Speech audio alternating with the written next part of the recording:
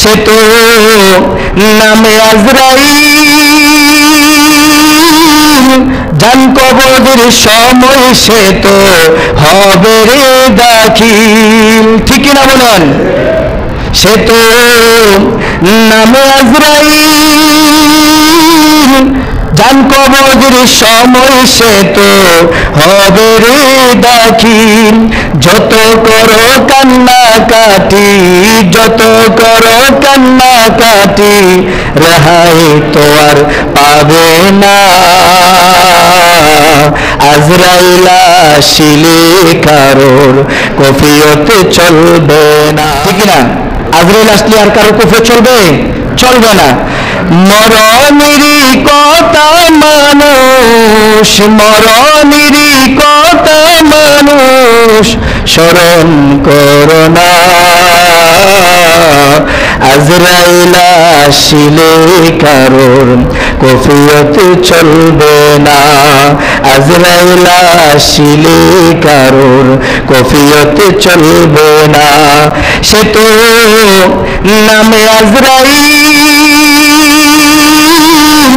জান কবরের সময় সে তো হবে রে দাখিল। ঠিক না বলেন?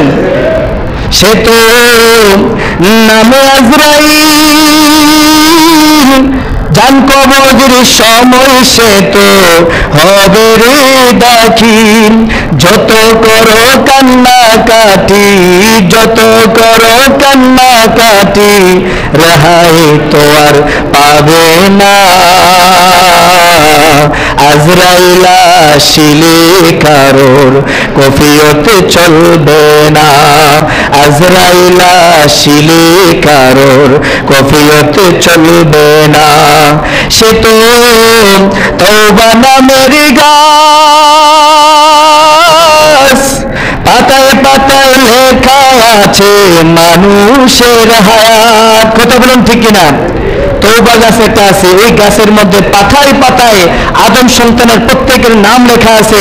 যখন মালাকুল মাউত তার কাছে আসবে, তার 40 দিন আগে ওই গাছের পাতাটা হলুদ বর্ণের হয়ে যায়। জোরে বলেন না আল্লাহু আকবার। সে তো তওবা নামের গাছ, পাতায় পাতায় লেখা আছে মানুষের হায়াত। পাতায় পাতায় লেখা আছে মানুষের হায়াত। পাতা যখন জোরে যাবে, পাতা যখন জোরে যাবে, মৌতের নিশানা। আজরাইল আসিলে কারোর কফিয়ত চলবে না।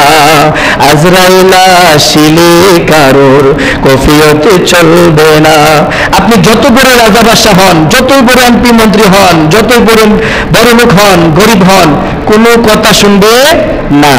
আজরাইল এমন এক আজরাইল, যে আজরাইল কারো কাছে যদি আসে সে খালি হাতে ফিরা যায় না, আপনার জানটা নিয়ে যাবে। তো হাদিস শরীফে আছেন, কোন বান্দা যদি দৈনিক কমপক্ষে 3 বার, কয়বার? 3 বার মরণের কথা স্মরণ করে, কবরের কথা স্মরণ করে, কয়বার? 3 বার। বলেন না কয়বার?